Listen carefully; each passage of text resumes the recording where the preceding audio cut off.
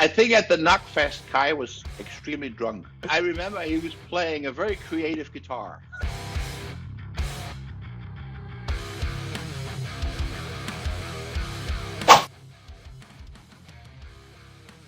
To do it, we just planned to do the North America side, but that offer just came in, with it should be Kiss, the Purple, Scorpions, us, and there's one show even with Avantasia on the first on the bill. Then we were just asked if we wanted to do it, and our management was asking us, and I just immediately said yes, because in April we are in the touring mode anyway, and if you play with someone like Kiss, you reach some audiences that don't know you yet.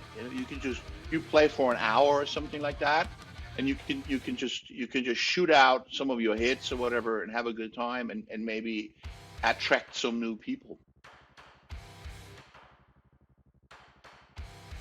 Music is connecting people, and everybody says that, but you really experience that when you go on tour and you play on different continents, that it is a universal language, and that's beautiful. It doesn't matter who you are. It doesn't matter where you come from. It doesn't matter what language you speak.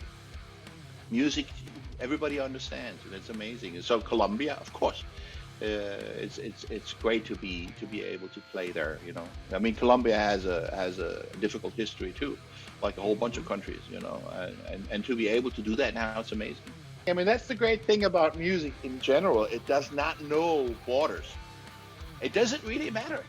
We played in Russia, and even though Russia is in a very extreme state at the moment because of Putin going crazy, but when you play there, they're just like everyone else. They're just the same kind of, excitement and sweetheart people and stuff like that. And that's amazing about music. And I think that's to a certain extent also the importance of, I think, rock and roll or rock and roll music, or any type of music in general, that it connects people. I love festivals in general because you don't have to do that much. Everything is already set up. It's not on your side. When you tour as a headliner, you're responsible. Our management is responsible for everything.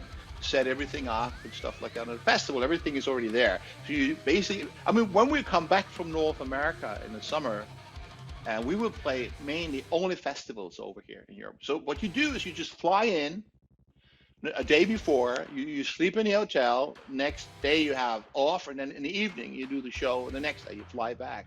And that's just, festivals are always amazing. I love festivals. You meet people backstage, people you admire or people you're just curious about or whatever. You have a lot of talks, and the difference will be that it's not a headline show. We play, I think, an hour or maybe 70 minutes. I'm not 100% sure. So we will basically shoot out a whole bunch of our hits, a whole bunch of our strongest songs, to leave a mark on people that don't know us, So it's going to be fun. It's going to be very intense. We're not going to waste any time. So it's going to be a lot of the great live tracks that we have a whole bunch of,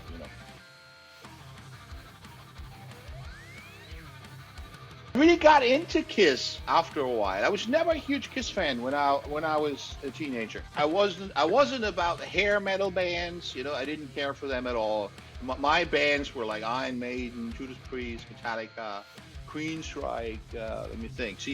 Anything with Dio, that was my. When it comes to this type of music, that was my.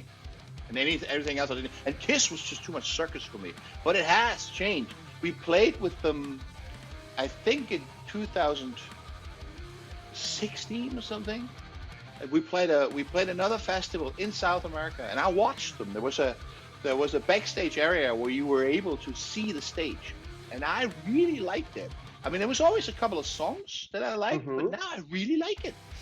I don't know. It seems like maybe you have to grow older to appreciate it, but now I really enjoy most of their stuff. I like Paul Stanley and Gene Simmons. I like their attitude. I kind of think they're interesting people, but it's like the music took a while for me to get in. So it's great to play. It's great to play with them. It's bigger than ever, actually. even in the 80s, we were not able to fill venues like that, like up to 16 or 14,000, which is for us, this is like pretty big, and headlining all those festivals over here, and even Bucking, we're headlining that. We did that at 2018. It's amazing, but it was nothing we planned to do. It's just life. Life has sort of made that happen. Obviously, when you fight with people and you're no longer in the band, it's a very sad thing. But on the other hand, when you look at it now after all these years, we have a chance to do it all together now. It was very important to make peace and to forgive and stuff like that and sort these things out. But even in terms of the touring and stuff, we just have a lot more to offer now, because you have these three phases of the band.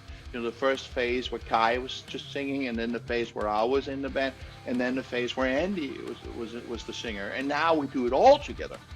And that's unique. I don't think that anyone ever done it like that, which is pretty amazing. But it just happened. It was nothing. It was obviously not planned 20 years ago, to do something like that. You have to sing with your head switched on. I mean, you sing with your heart, but you have to control what you're doing. And you have to adjust to the changes of the body when you get older. A lot of singers don't do that. When you're very young, your voice functions in a certain way. And if you get older, what happens is the vocal cords get thicker. That's not a problem, but you have to do some kind of adjustment to the changes, and then you can continue doing it. There's absolutely no need to lose your voice. If you do it smartly. I mean, any singer, if you have done a live concert and after the show it hurts, or you feel like being burned out or something like that, then you do something wrong. You should be able after a show still be able to sing and talk without any problems. Then you've done it right. You just have to be taking care of it. All right, everybody. This is Michael Kiske from Helloween. On April the 15th, we're going to be playing in Colombia. We play with Kiss, Deep Purple, Scorpions.